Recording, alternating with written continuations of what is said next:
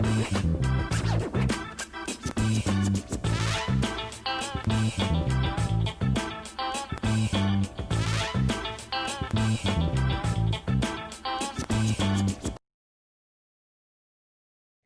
Luncheon Learners. I'm Zak Cohen, recording from Johannesburg, South Africa.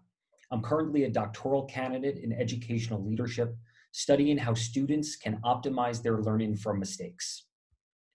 Today, we're going to be talking about mistake literacy, a mindset that builds students' capacity and capability to recognize, react to, and repair their mistakes.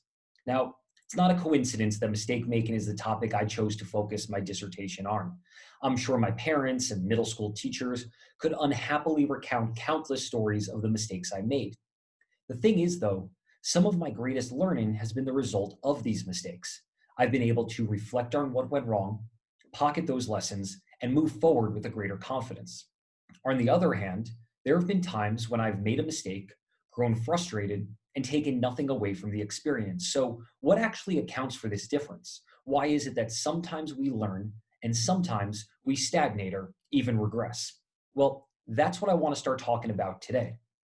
You see, at least in the United States, the current model of schooling doesn't value growth, it values achievement. As such, most educational institutions today produce graduates who are ill equipped to learn from their mistakes. This is unfortunate because learning from our mistakes has never been more important than it is right now.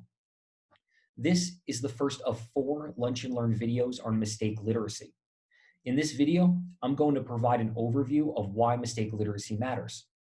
Then, over the next 3 videos, I'll talk about what teachers, families, and students can do to grow a mistake literate mindset. Let's start here. Just as the shifting demands of the technological revolution set the stage for the current model of schooling, the technological advances of today's 4th industrial revolution have begun to transform the socio-cultural context in which learning occurs. Technologies now lie at the heart of how people communicate, consume information, and organize their lives. Learning in such a technologically rich environment has become seamless, meaning learners can integrate their experience across various dimensions, including formal and informal learning contexts, individual and social learning, and the physical world and cyberspace. In a learning environment defined by integrated, on-demand information, the information level outside the classroom is now far higher than the information level inside the classroom. Thus, learners are now empowered to decide where, when, and how they will meet their own learning needs. For schools to even remain relevant, they will need to account for this increasingly democratized and personalized learning model. As B.F. Skinner once wrote, "We cannot prepare young people for one kind of life in institutions organized on quite different principles." So, what kind of life should schools be preparing students for?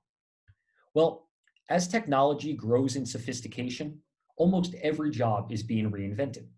While prognostications on the threat of automation might be more science fiction than reality, automation will only replace about 5% of jobs, nearly 45% of jobs could be automated by adapting currently demonstrated technologies. In other words, 45% of the job that I currently do could soon enough be automated.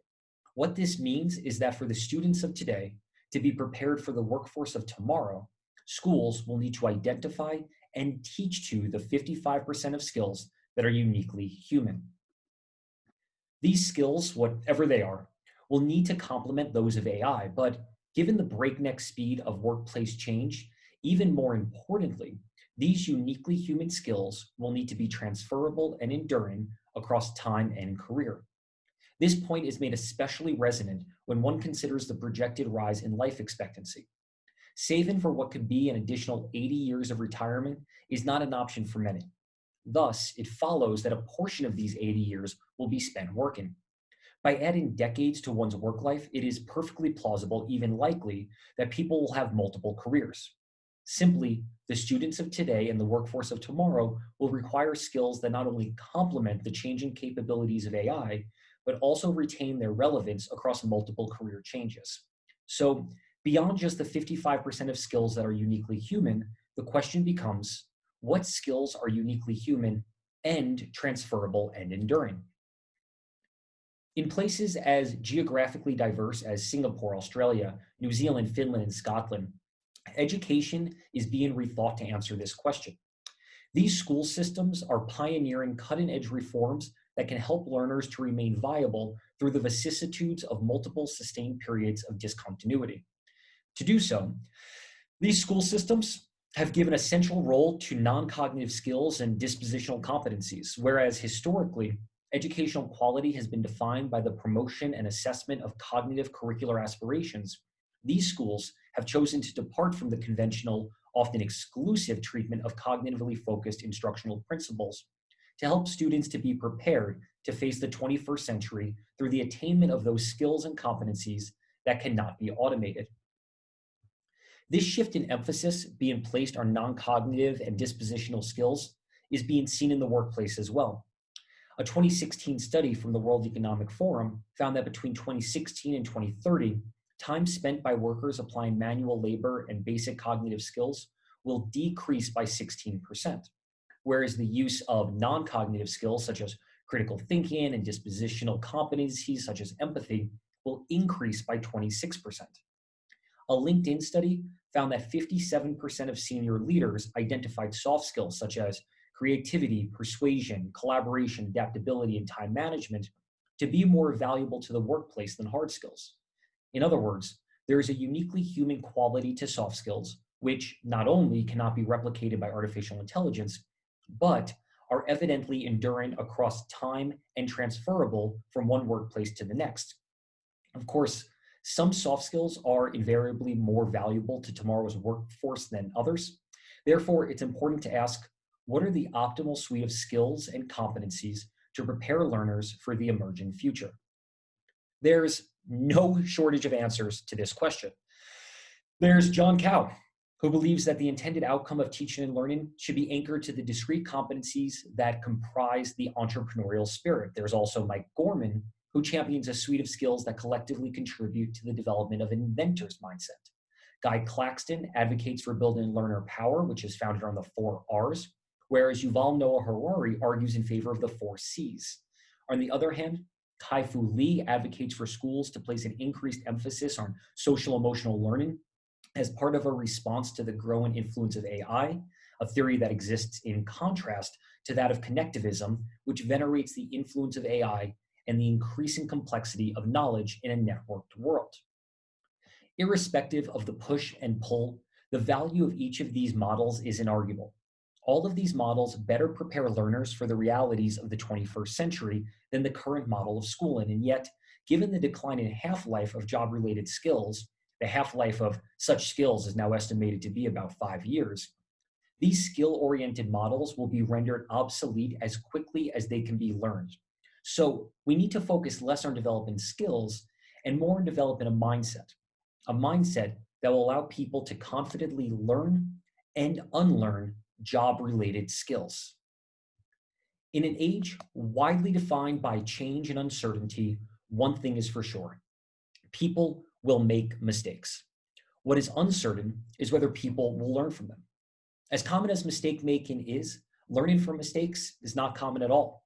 According to Jim Rickabow, senior advisor at the Institute for Personalized Learning, mistakes are the most undermined, undervalued way for learning to occur. And yet, to be prepared for the realities of the 21st century, people will need to possess the confidence, independence, and skill to both navigate and learn from their mistakes.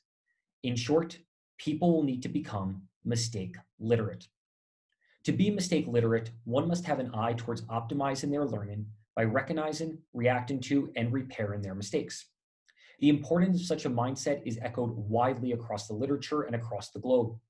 Studies from the Philippines, Germany, and Hong Kong conclude that there is a strong correlation between mistake making and learning, with one study from the United States even arguing that an unwarranted reluctance to engage with errors may have held back American education. Whether it's transitioning to a new career or acclimating to the breakneck pace of technological advances, mistakes are an inevitable part of the learning process. At the same time, while mistakes might be evidence of effort, mistake literacy is about engaging with and correcting mistakes so that effort translates to learning. Thus, not all mistakes are equal. For learning to occur, Mistakes cannot be haphazard or flippant, but must be legitimate attempts at a new task or an investment in the development of a new skill. These mistakes occur because learners have pushed themselves to the edge of their knowledge or experience. Such mistakes, which are the unavoidable byproduct of learning, expose gaps and raise questions and open the possibility for reflection and analysis. Through this form of mistake making, learners develop a theory of what's correct, apply it, and revisit it as necessary. Mistake literacy is about making the most of what is natural and unavoidable to the learning process, the process itself. The trouble is that humans, who are almost unique in having the ability to learn from experience, are also remarkable for their apparent disinclination to do so. This is why cultivating a mistake literate mindset matters.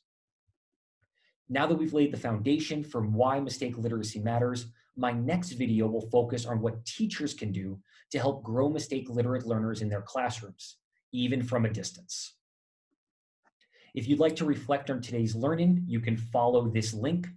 And as always, please follow the Core Collaborative across social media. Thank you.